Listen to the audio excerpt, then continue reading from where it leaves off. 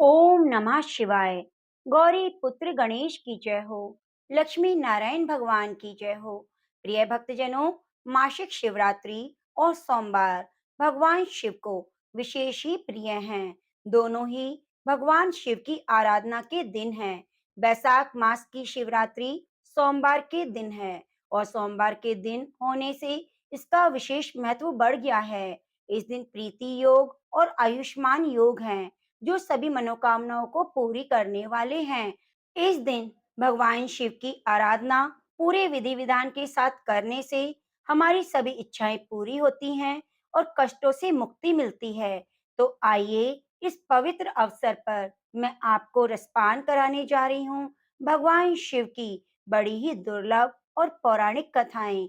आप इन कथाओं को पूरे धैर्य के साथ मन लगाकर पूरा अवश्य सुनिए और कथा सुनते हुए भगवान शिव की कृपा प्राप्त करने के लिए ओम नमः शिवाय जरूर जरूर लिखिए। भगवान शिव के सिर पर जटाओं का मुकुट और गंगा जी शोभायमान हैं। कमल के समान बड़े बड़े नेत्र हैं। उनका नील कंठ है और भी सुंदरता को जो बढ़ा देता है। उनके मस्तक पर द्वितीय चंद्रमा सुशोभित है। कामदेव के शत्रु शिव जी वहां बैठे हुए ऐसे शोभित हो रहे हैं मानो शांत रस ही शरीर धारण किया बैठा हो। अच्छा मौका जानकर शिव पत्नी माता पार्वती जी उनके पास गईं। अपनी प्यारी पत्नी जानकर शिव जी ने बहुत आदर सत्कार किया और अपनी ओर बाईं ओर बैठने के लिए आसन दिया।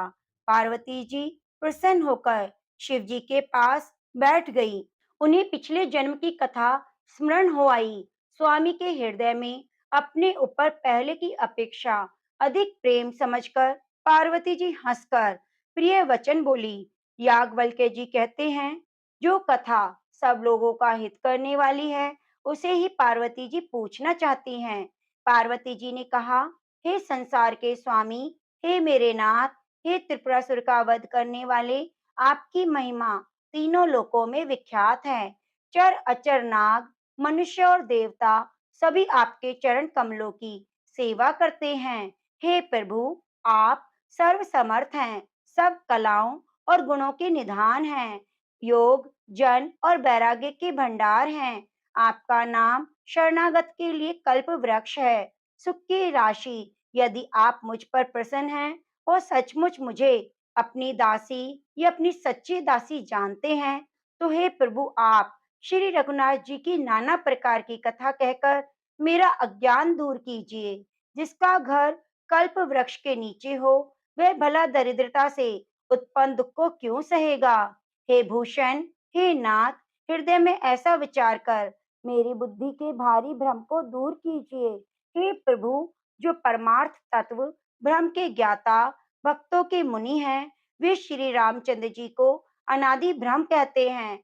शेष, सरस्वती, वेद और प्राण सभी श्री रघुनाथ जी का गुणगान गाते हैं। और हे कामदेव के शत्रु, आप भी दिन रात आदर पूर्वक राम राम जपा करते हैं। यह राम वही अयोध्या के राजा पुत्र हैं या अजन्मा, निर्गुण, अगोचर कोई और राम है। यदि वे राजपुत्र हैं तो भ्रम कैसे? यदि भ्रम है तो स्त्री के वियोग में उनकी मति बावली कैसे हो गई? इधर उनके ऐसे चरित्र देखकर और महिमा सुनकर मेरी बुद्धि अत्यंत चकरा रही है। यदि वे व्यापक समर्थ भ्रम कोई और हैं तो हे नाथ, मुझे समझाकर कहिए। मुझे नादान समझकर मन में क्रोध ना लाइए। जिस तरह मेरा मोह दूर हो वही कीजिए। मैंने पिछले जन्म में वन में श्री रामचंद्र जी की प्रभुता देखी थी, परंतु अत्यंत भयभीत होने के कारण मैंने वह बात आपको नहीं सुनाई। तो भी मेरे मलिन मन का बोध ना हुआ। उसका फल भी मैंने अच्छी तरह पा लिया। अभी भी मेरे मन में कुछ संदेह हैं। आप कृपा कर हाथ जोड़कर मैं आपसे विनती करती हूँ, आप मुझसे कहिए। प्रभु, आपने उस समय मुझे बहुत तरह से समझाया था, फिर भी मेरा संदेह नहीं गया। हे नाथ, यह सोचकर मुझ पर क्रोध ना कीजिए। मुझे अब पहले जैसा मोह नहीं है। अब तो मेरे मन में राम कथा सुनने की रुचि है। हे शेषनाग को अलंकार रूप में धारण करने वाले देवताओं के नाथ, आप श्री रामचंद्र जी के गुणों की पवित्र कथा कहिए। मैं पृथ्वी पर सिर टेक कर आपके चरणों की वंदना करती हूँ और हाथ जोड़कर विनती करती हूँ, आप वेदों के सिद्धांत को निचोड़कर श्री रघुनाथ जी का निर्मल यश वर्णन कीजिए। स्त्री होने के कारण मैं उसे सुनने की अधिकारिणी नहीं हूँ, तथापि मैं मन, वचन और कर्म से आपकी दासी हूँ। संत लोग जहाँ अधिकार पाते हैं, वह गुण तत्व भी उनसे नहीं छुपाते हैं। देवताओं के स्वामी मैं बहुत ही आर्त भाव दीनता से पूछती हूँ, आप मुझ पर दया करके श्री रघुनाथ जी की कथा कहिए। पहले तो वह कारण विचार कर बतलाइए जिससे निर्गुण ब्रह्म सगुण रूप धारण करता है। फिर हे प्रभु, श्री रामचंद्र जी की अवतार जन्म की कथा कहिए, उनका उदार बाल चरित्र कहिए। फिर जिस प्रकार उन्होंने श्री जानकी जी से विवाह किया वह कहिए, और फिर बतलाइए कि उन्होंने जो राज्य छोड़ा किस दोष के कारण छोड़ा। हे नाथ, फिर उन्होंने वन में रहकर जो अपार चरित्र किए, जिस तरह रावण को मारा वह कहिए। हे सुख स्वरूप शंकर, फिर आप उन सारी लीलाओं को कहिए जो उन्होंने राज सिंहासन पर बैठकर की थी। हे कृपा धाम, फिर वह अद्भुत चरित्र कहिए जो श्री रामचंद्र जी ने किया। वे रघुकुल शिरोमणि प्रजा सहित किस प्रकार अपने धाम को गए। हे प्रभु, फिर आप उस सार तत्व को समझाकर कहिए जिसकी अनुभूति में ज्ञानी मुनिगण सदा मग्न रहते हैं। फिर भक्ति ज्ञान वैराग्य का विभाग सहित वर्णन कीजिए। इसके सिवा श्री रामचंद्र जी की और भी रहस्य छुपे हुए भाव चरित्र हैं, उनको कहिए। हे नाथ, आपका ज्ञान अत्यंत निर्मल है। हे प्रभु, जो बात मैंने ना भी पूछी हो, हे दयालु, आप उसे छिपाकर ना रखिए।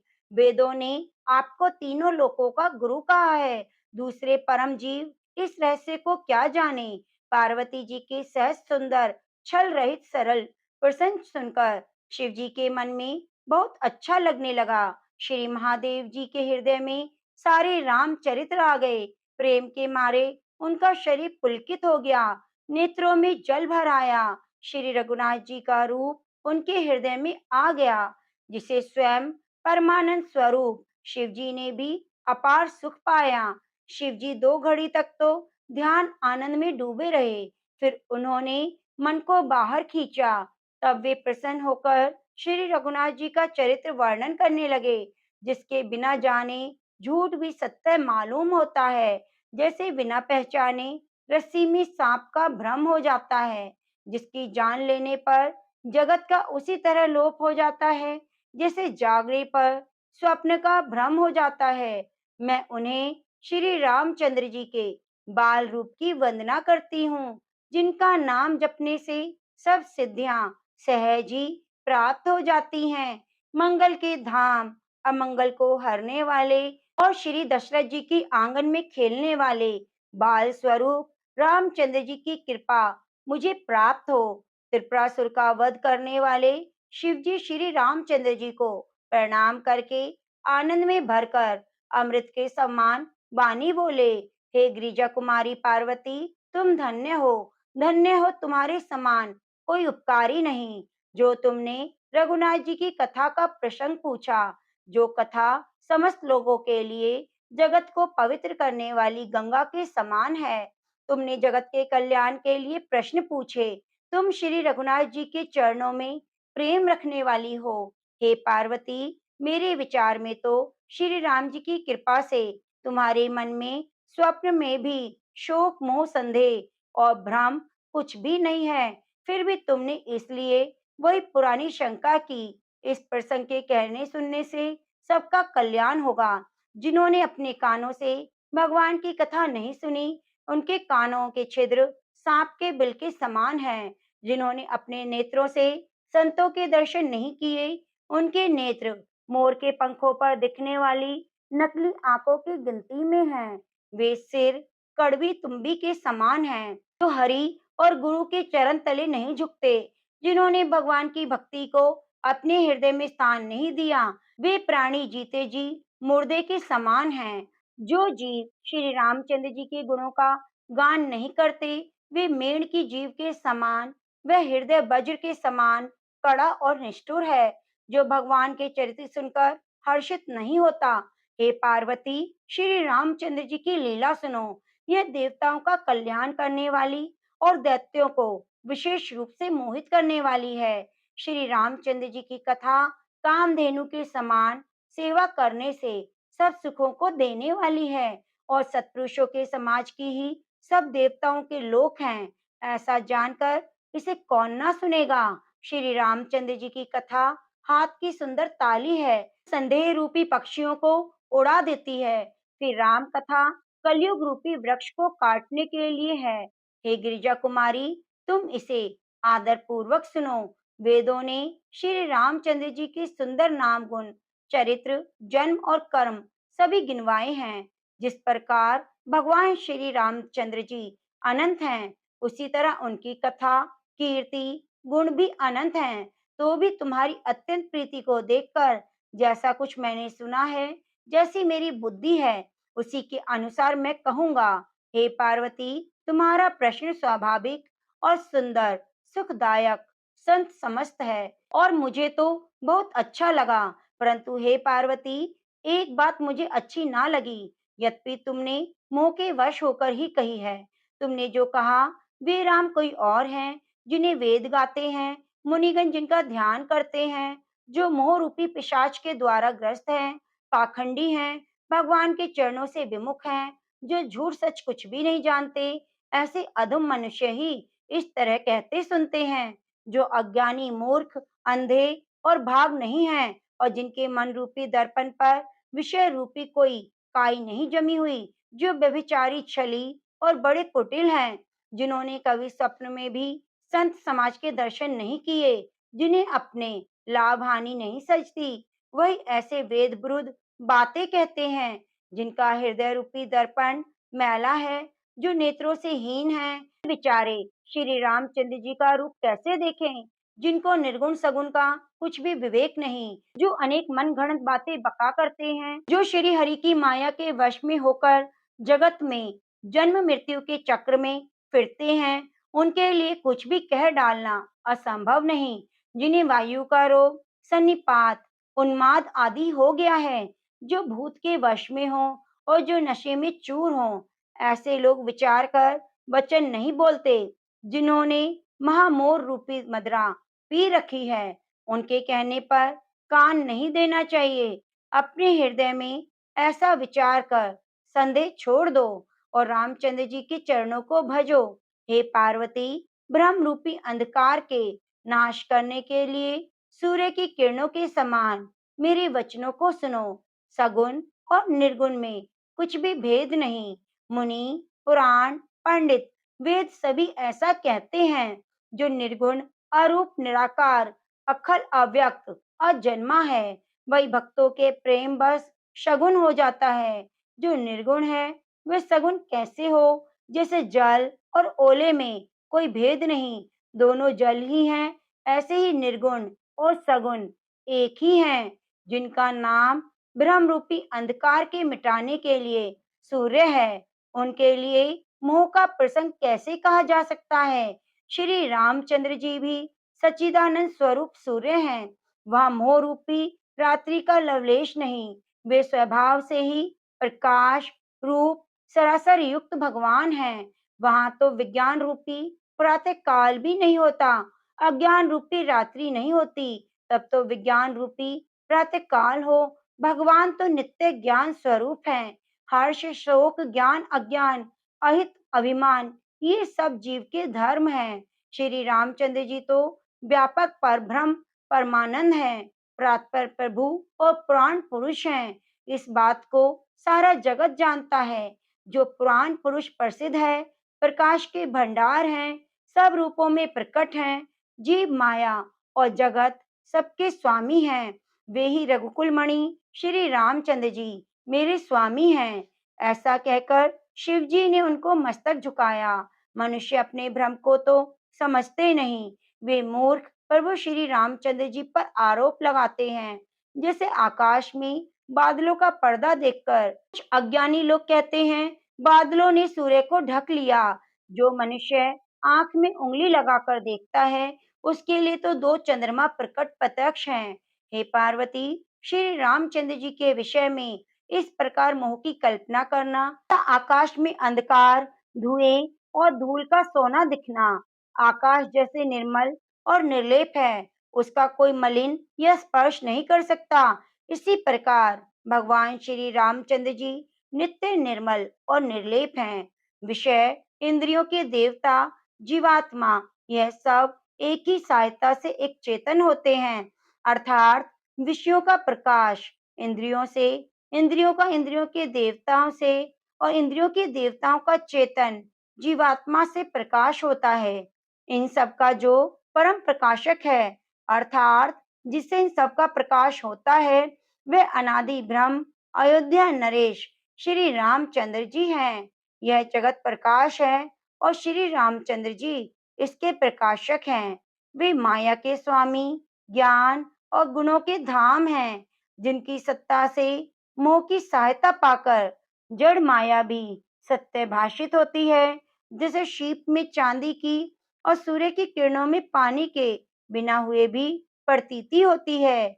यह प्रतीति तीनों कालों में झूठ है, तथापि इस भ्रम को कोई हटा नहीं सकता। इसी तरह यह संसार भगवान के आश्रित रहता है, यद्यपि यह असत्य है तो भी दुख तो होता है। जिस तरह स्वप्न में कोई सिर काट ले तो बिना जागे वे दुख दूर नहीं होता।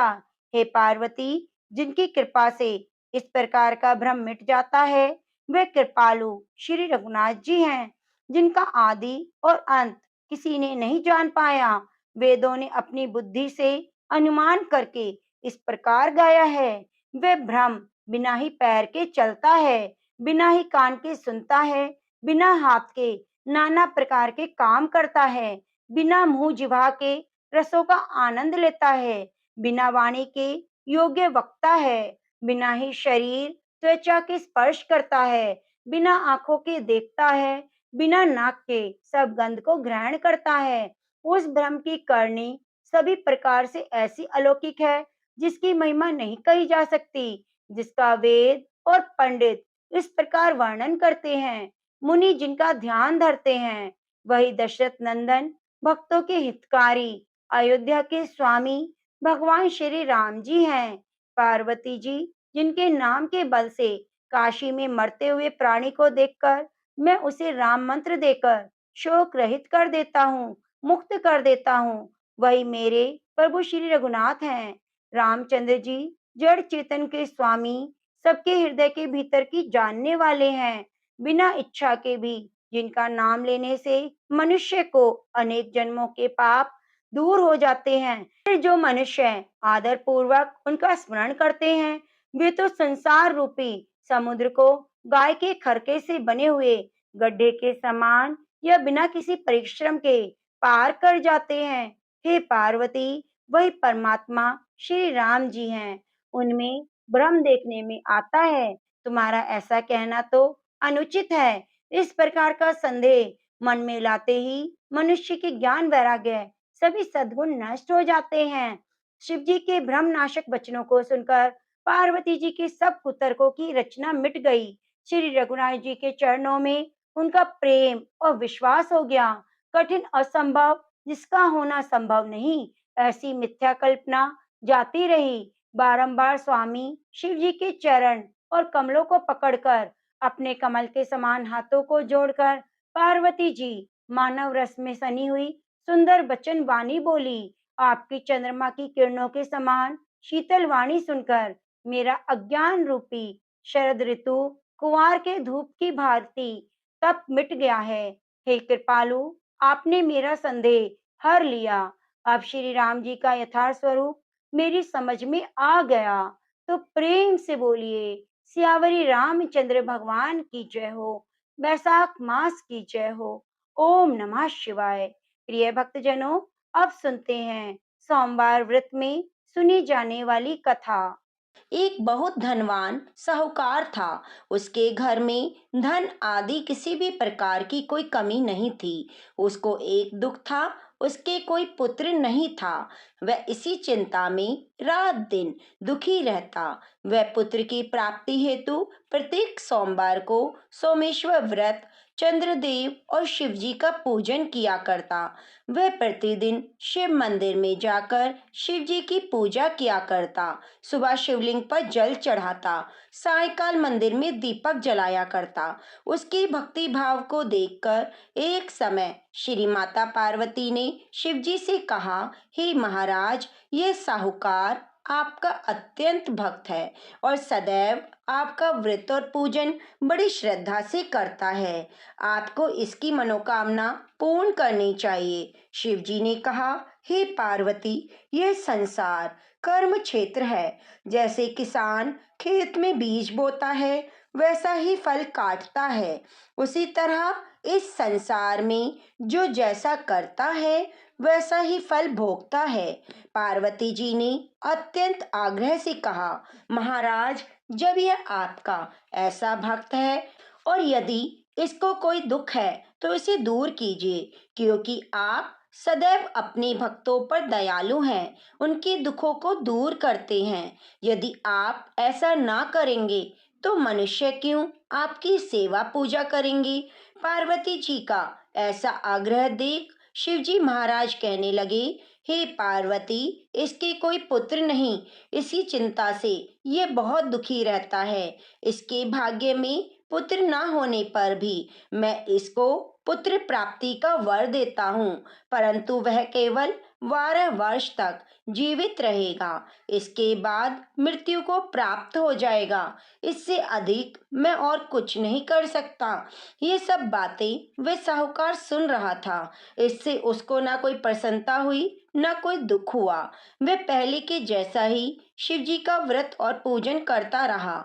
कुछ काल व्यतीत हो जाने पर साहूकार की स्त्री गर्भवती हुई। 10वें महीने में उसके गर्भ से एक अति सुंदर पुत्र की प्राप्ति हुई। साहूकार के घर में बहुत खुशी मनाई गई, परंतु साहूकार ने उसकी केवल 12 वर्ष की आयु जान कोई अधिक प्रसन्नता प्रकट न की और ना ही यह बात किसी को बतलाई।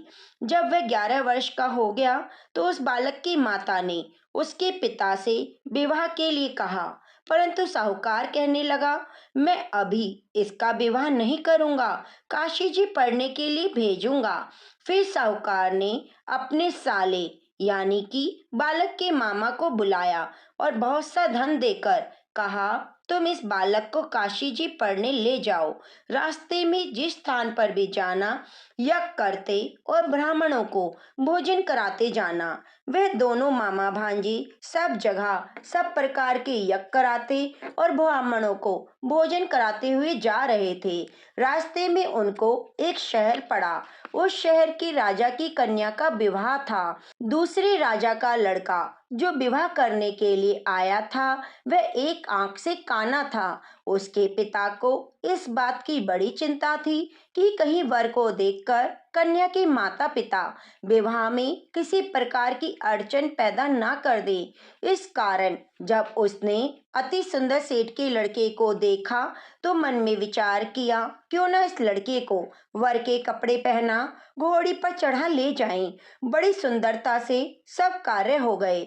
वर के पिता ने सोचा, यदि विवाह कार्य भी इसी लड़के से करा दिया जाए तो क्या बुराई है। ऐसा विचार कर राजा ने लड़के और उसके मामा से कहा, यदि आप फेरों और कन्यादान का काम भी करा दें तो बहुत कृपा होगी। हम इसके बदले आपको बहुत सारा धन देंगे। उन्होंने भी स्वीकार कर लिया। विवाह कार्य बहुत अच्छी तरह से हो गया, परंतु जिस समय लड़का जाने लगा तो उसने राजकुमारी की चुनरी के पल्ले पर लिख दिया, तेरा विवाह तो मेरे साथ हुआ है, परंतु जिस राजकुमार के साथ तुमको भेजेंगे वह एक आंख से काना है। मैं तो काशी जी पढ़ने जा रहा हूँ। उस राजकुमारी ने जब चुनरी पर ऐसा लिखा हुआ पाया तो उसने राजकुमार के साथ जाने से मना कर दिया और कहा कि मेरा पति यह नहीं है, मेरा विवाह इसके साथ नहीं हुआ। मेरा विवाह जिसके साथ हुआ है वह तो काशी जी पढ़ने गया है। राजकुमारी के माता पिता ने अपनी कन्या को विदा नहीं किया। बारात वापस चली गई। उधर वह सेठ का लड़का और उसका मामा काशी जी पहुंच गए। वहां जाकर उन्होंने यज्ञ करना और लड़के ने पढ़ना शुरू कर दिया। जब लड़के की आयु 12 वर्ष की हो गई, उस दिन भी उन्होंने यज्ञ रचा रखा था। लड़के ने अपने मामा से कहा, मामा जी, आज तो मेरी तबीयत ठीक नहीं। मामा ने कहा, अंदर जाकर सो जाओ। लड़का अंदर जाकर सो गया। थोड़ी देर में उसके प्राण निकल गए। जब उसके मामा ने आकर देखा कि वह तो मुर्दा पड़ा है, उसको बहुत दुख हुआ। उसने सोचा, मैं अभी रोना पीटना मचा दूंगा तो यज्ञ का कार्य अधूरा रह जाएगा। इसलिए उसने जल्दी से यज्ञ का कार्य समाप्त कर ब्राह्मणों के जाने के बाद रोना पीटना आरंभ किया। संयोगवश उसी समय शिव पार्वती उधर से जा रहे थे।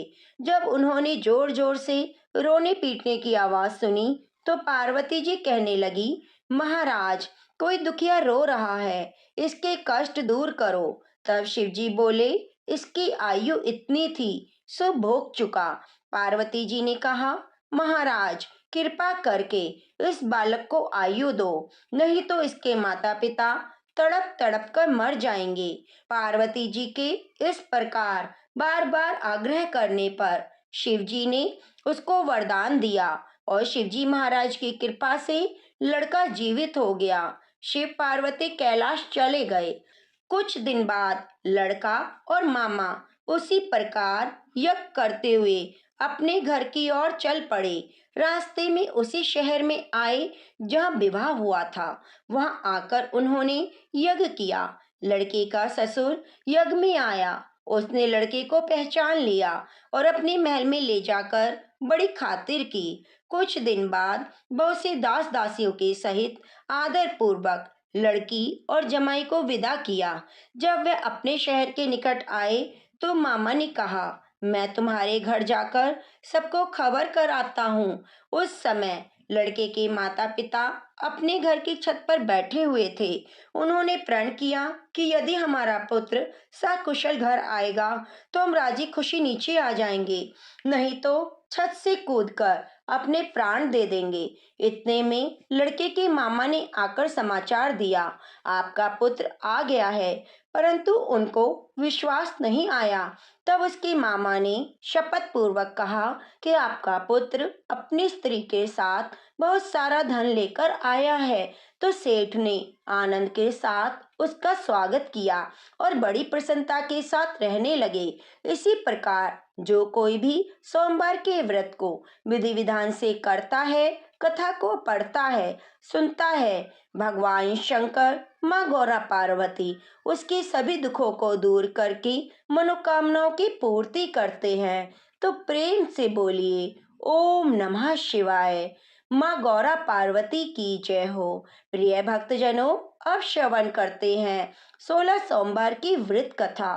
त्रिलोक्य भ्रमण करते हुए एक समय भूतनाथ महादेव माता पार्वती के साथ मृत्यु लोक में पधारे। वहां वे भ्रमण करते करते विदर्भ देशांग्रंथ अमरावती नाम की अति रमणीक नगरी में पहुंचे। अमरावती नगरी अमरापुरी के सदृश सब प्रकार के सुखों से परिपूर्ण थी। उसमें वहां की महाराज का बनाया हुआ अति रमणीक शिवजी का मंदिर बना हुआ था। उसमें कैलाशपति अपनी धर्म पत्नी के साथ निवास करने लगे।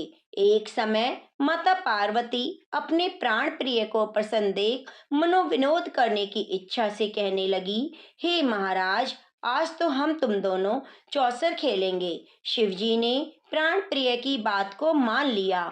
वे चौसर खेलने लगे। उसी समय मंदिर का पुजारी ब्राह्मण मंदिर में पूजा करने आया। माता ने ब्राह्मण से प्रश्न किया, पुजारी, बताओ, इस बाजी में दोनों में किसकी जीत होगी? ब्राह्मण बिना विचारे ही बोल उठा, महादेव की जीत होगी। थोड़ी देर में बाजी समाप्त हो गई और माँ पार्वती की विजय हुई। अब तो पार्वती जी ने ब्राह्मण को झूठ बोलने के अपराध के कारण श्राप दे दिया। तब महादेव जी पार्वती जी को बहुत समझाने लगे, परंतु उन्होंने ब्राह्मण को कोढ़ी होने का श्राप दे ही दिया। कुछ समय में पार्वती जी के श्राप बस पुजारी के शरीर में कोढ़ पैदा हो गया। इस कारण पुजारी अनेक प्रकार से दुखी रहने लगा। उसे कष्ट पाते पाते बहुत दिन बीत गए। एक दिन देवलोक की अप्सराएं शिव जी की पूजा करने उस मंदिर में पधारी और पुजारी के कोढ़ को देखकर बड़े दया भाव से रोगी होने का कारण पूछने लगी। पुजारी ने निसंकोच सब बातें उनसे कह दी। तब वे अप्सराएं बोली, हे पुजारी, तुम अधिक दुखी मत होना। भगवान शिव जी तुम्हारे सभी कष्ट दूर करेंगे। तुम सभी व्रतों में श्रेष्ठ 16 सोमवार का व्रत भक्ति भाव के साथ करो। तब पुजारी अप्सराओं से हाथ जोड़ विनय भाव से 16 सोमवार की विधि पूछने लगा। अप्सराएं बोली, जिस दिन सोमवार हो उस दिन भक्ति भाव के साथ व्रत रखें, स्वच्छ वस्त्र पहने, अच्छे बिने स्वच्छ गेहूं का आधा सेर आटा लेकर 3 अंगा बनाए, घी गुड़ दीप निवेद्य, पुंगी फल बेल पत्र जनेऊ जोड़ा, चंदन अक्षत पुष्प के द्वारा प्रदोष काल में भगवान शंकर का विधि पूर्वक पूजन करें। उसके बाद अंगाओं में से एक शिवजी को अर्पण कर दें। बाकी 2 शिवजी का प्रसाद समझकर उपस्थित जनों में बांट दें और आप भी प्रसाद पावें। इस विधि से 16 सोमवार व्रत करें। उसके बाद 17वें सोमवार के दिन पाव से पवित्र गेहूं की आटे की बाटी बनावें, घी गुड़ मिलाकर चूरमा बनाएं, शिव जी का भोग लगाकर उपस्थित भक्तों में बांट दें। फिर सुकुटुंब आप प्रसाद ग्रहण करें तो भगवान शिव की कृपा से सभी मनोरथ पूर्ण हो जाएंगे। ऐसा कहकर अप्सराएं स्वर्ग को चली गई। ब्राह्मण ने यथाविधि 16 सोमवार व्रत किया। भगवान शिव की कृपा से रोग मुक्त होकर आनंद से रहने लगा। कुछ दिन बाद शिव जी और पार्वती जी उस मंदिर में पुनः पधारे। ब्राह्मण को निरोग देखकर पार्वती जी ने ब्राह्मण से रोग मुक्ति का रहस्य पूछा। ब्राह्मण ने 16 सोमवार व्रत की विधि बताई। अब तो पार्वती जी ने ब्राह्मण से व्रत के बारे में जानकर स्वयं भी इस व्रत को किया। व्रत के प्रभाव से उनके रूठे हुए पुत्र स्वामी कार्तिकेय स्वयं माता के पास मिलने आए। कार्तिकेय को अपने इस विचार परिवर्तन का रहस्य जानने की इच्छा हुई। माता से बोले, हे माता, आपने कौन सा उपाय किया जिससे मेरा मन आपकी ओर आकर्षित हुआ? माता ने 16 सोमवार की कथा उनको कह सुनाई। तब कार्तिकेय बोले, हे माता, मैं भी इस व्रत को विधि पूर्वक करूंगा, क्योंकि मेरा प्रिय मित्र ब्राह्मण बहुत दुखी दिल से परदेश गया है। मुझे उससे मिलने की प्रबल इच्छा है। तब कार्तिकेय जी ने इस व्रत को किया और उसका प्रिय मित्र वापस आ गया। मित्र ने आकस्मिक मिलन का भेद कार्तिकेय जी से पूछा। बोले, हे मित्र, हमने तुम्हारे आने की इच्छा से 16 सोमवार का व्रत किया। यह उसी का प्रभाव है। ब्राह्मण का पुत्र अपने विवाह की इच्छा से इस व्रत की विधि पूछने लगा और उसने भी इस व्रत को किया। कुछ समय बाद ब्राह्मण किसी कार्यवश विदेश गया। वहां के राजा की पुत्री का स्वयंवर था। राजा ने प्रण किया, जिस राजकुमार के गले में सब प्रकार से श्रृंगारित हथनी माला डालेगी, मैं उसी के साथ अपनी पुत्री का विवाह करूंगा। शिवजी की कृपा से ब्राह्मण भी स्वयंवर देखने की इच्छा से राजसभा में एक और बैठ गया। नियत समय पर हथनी आई। उसने जयमाला उस ब्राह्मण के गले में डाल दी। राजा ने प्रतिज्ञा के अनुसार बड़ी धूमधाम से कन्या का विवाह उस ब्राह्मण के साथ कर दिया और बहुत सा धन सम्मान दिया। ब्राह्मण सुंदर राजकन्या पाकर सुख से जीवन व्यतीत करने लगा। एक दिन राजकन्या ने अपने पति से प्रश्न किया, हे प्राणनाथ, आपने कौन सा भारी पुण्य किया जिसके प्रभाव से हथिनी ने सब राजकुमारों को छोड़कर आपका वरण किया? ब्राह्मण बोला, हे प्राण प्रिय, मैंने अपने मित्र कार्तिकेय की कथा अनुसार 16 सोमवार का व्रत किया। उसी के प्रभाव से मुझे तुम जैसी रूपवान लक्ष्मी प्राप्त हुई। व्रत की महिमा को सुनकर राजकन्या को बड़ा आश्चर्य हुआ। वह भी पुत्र की कामना करके यह व्रत करने लगी। शिव जी की दया से उसके गर्भ से एक अति सुंदर, सुशील, धर्मात्मा, विद्वान पुत्र उत्पन्न हुआ। माता पिता दोनों उस पुत्र को पाकर बहुत खुश हुए। लालन पालन भली प्रकार करने लगे। जब पुत्र समझदार हुआ तो एक दिन उसने माता से पूछा, आपने ऐसा कौन सा तप किया जो मेरे जैसा पुत्र आपको प्राप्त हुआ? माता ने अपने किए हुए 16 सोमवार के व्रत की विधि बताई। पुत्र ने ऐसे सरल व्रत को सभी मनोकामनाओं को पूरा करने वाला सुना तो वह भी इस व्रत को राज्य अधिकार पाने की इच्छा से प्रत्येक सोमवार को करने लगा। उसी समय एक देश के वृद्ध राजा के दूतों ने आकर उसको अपनी कन्या के लिए वरण किया। राजा ने अपनी पुत्री का विवाह ऐसे सर्वगुण संपन्न ब्राह्मण युवक के साथ करके बड़ा सुख माना। वृद्ध राजा के देवलोक जाने पर वह ब्राह्मण गद्दी पर बिठाया गया, क्योंकि दिवंगत राजा के कोई पुत्र नहीं था। राजा बनने के बाद भी वह ब्राह्मण अपने 16 सोमवार का व्रत करता रहा। जब 17वां सोमवार आया तो राजा ने अपनी प्रियतमा से सब पूजन सामग्री लेकर शिवालय में चलने के लिए कही, परंतु राजकन्या ने उसकी आज्ञा की परवाह न की। दास दासियों द्वारा सभी सामग्री शिवालय में भिजवा दी। आप नहीं गई। जब राजा ने शिव जी का पूजन समाप्त किया तब आकाशवाणी राजा के प्रति हुई। राजा ने सुना, हे राजा, अपनी इस रानी को राजमहल से निकाल दो, नहीं तो सर्वनाश कर देगी। आकाशवाणी सुनकर राजा के आश्चर्य का ठिकाना न रहा। राजा तत्काल ही अपने मंत्रणा कक्ष में आया और सभासदों को बुलाकर पूछने लगा, हे मंत्रियों, मुझे आज शिवजी की आकाशवाणी हुई है। राजा तू इस रानी को निकाल दे, नहीं तो सर्वनाश कर देगी। मंत्री आदि सभी बड़े विस्मय और दुख में डूब गए। उन्होंने सोचा, ब्राह्मण को जिस कन्या के कारण राज्य मिला है उसी को निकालने का जाल रच रहा है। अंत में राजा ने रानी को अपने यहाँ से निकाल दिया। रानी दुखी हृदय भाग्य को कोसती हुई महल से चल पड़ी। बिना चप्पल, फटे वस्त्र, भूख से दुखी धीरे धीरे चलकर दूसरे नगर पहुंची। वहां एक बुढ़िया सूत काट कर बेचने जा रही थी। रानी की करुण दशा देखकर बुढ़िया बोली, चल तू मेरा सूत बिकवा दे, मैं वृद्धा हूँ, भाव करना नहीं जानती। बुढ़िया की बात सुनकर रानी ने बुढ़िया के सिर से सूत की गठरी उतार कर अपने सिर पर रख ली। थोड़ी देर में ऐसी आंधी आई कि रानी के सिर से सूत की पोटली उड़ गई। बेचारी बुढ़िया पछताती रह गई और रानी को अपने साथ से दूर रहने के लिए कह दिया। अब रानी एक तेली के घर गई तो तेली के सभी मटके शिवजी के प्रकोप के कारण उसी समय चटक गए।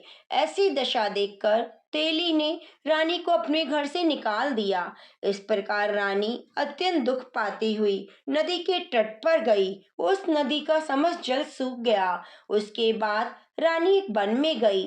वहां जाकर सरोवर में सीढ़ियों से उतरकर पानी पीने लगी तो हाथ से जल स्पर्श होते ही सरोवर का नील कमल सदृश जल असंख्य कीड़ों में गंदला हो गया। रानी ने भाग्य पर दोषारोपण करते हुए जल को पिया और पेड़ की शीतल छाया में विश्राम करना चाहा। रानी जिस पेड़ के नीचे जाती पत्ते तत्काल गिर जाते।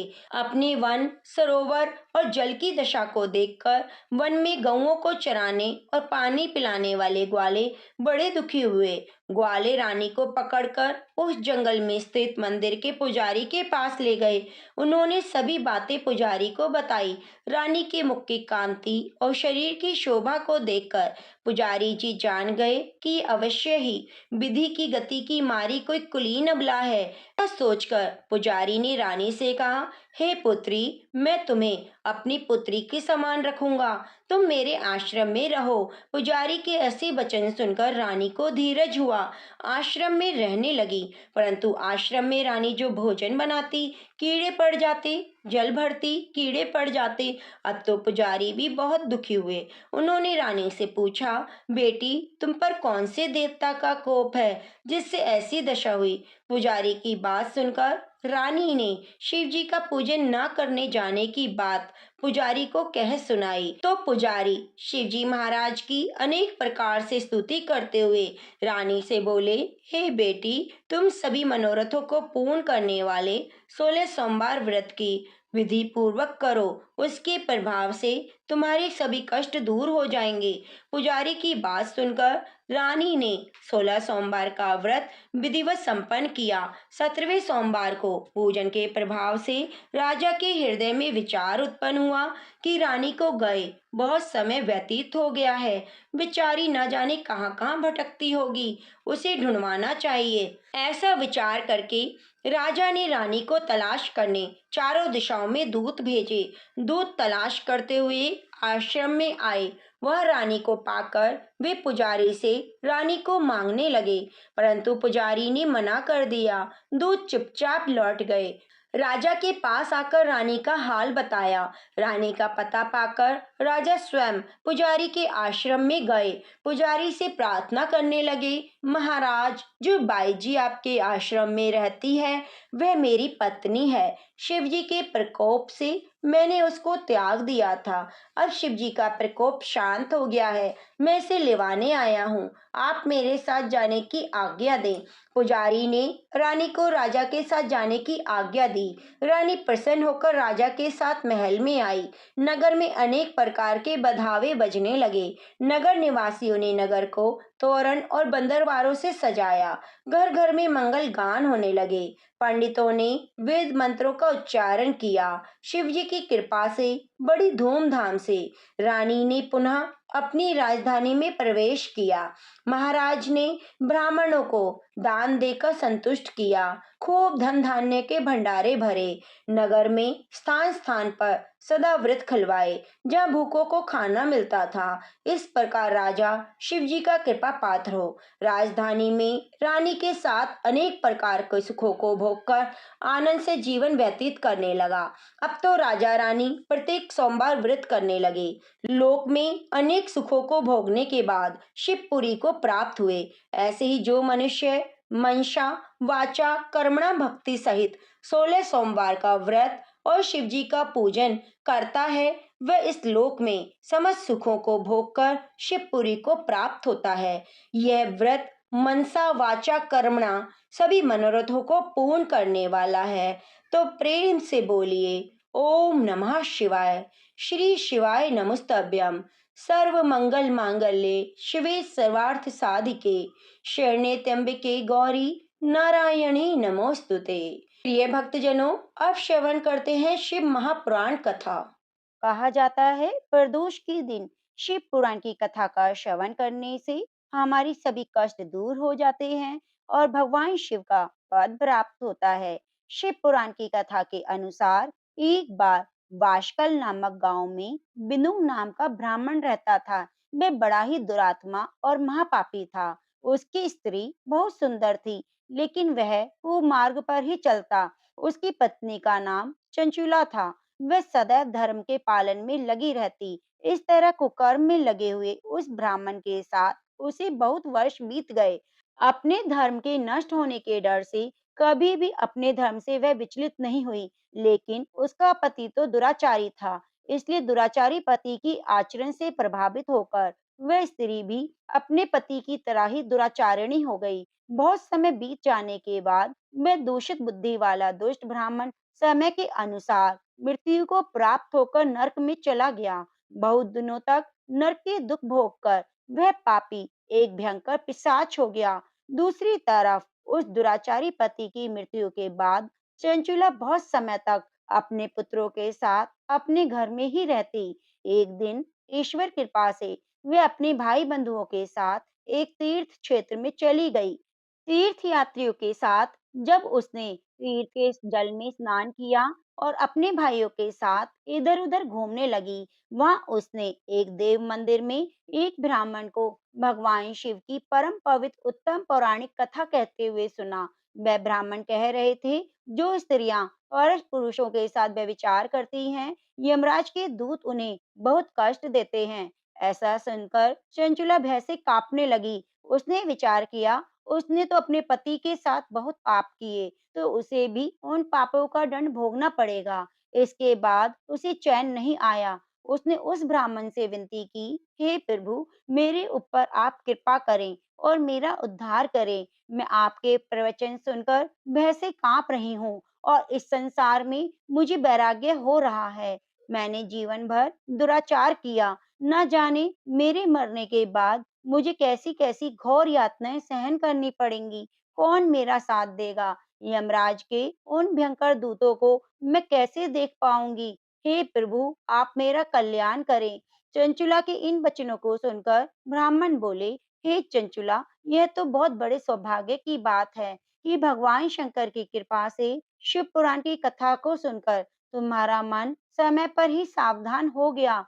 उसके बाद ही पाप करने वाले पापियों के लिए ये सबसे बड़ा प्रायश्चित है। साधु संतों ने भी पश्चाताप को ही समस्त पापों का नाश करने वाला बताया है। पश्चाताप से ही पापों की शुद्धि होती है। जो पश्चाताप करता है, वही समस्त भय से मुक्त होकर निर्भय हो जाता है। इसलिए ब्राह्मण पत्नी, तुम विषयों से अपने मन को हटाओ और भक्ति भाव से भगवान शंकर की इस पावन कथा को सुनो। इस कथा को सुनने से तुम्हारे चित्त की शुद्धि होगी और तुम्हें मोक्ष की प्राप्ति हो जाएगी। ऐसा सुनने के बाद उस चंचुला ने भगवान शिव पुराण की कथा को सुनने की इच्छा से मन में उस ब्राह्मण देव की सेवा का संकल्प लिया और उन्हीं के साथ रहने लगी। उसके बाद शुद्ध बुद्धि वाले उस ब्राह्मण ने उस स्त्री यानी चंचुला को शिव पुराण की समस्त कथा सुनाई। उसके बाद समय का चक्र पूरा होने के बाद भक्ति, ज्ञान और वैराग्य से युक्त चंचुला ने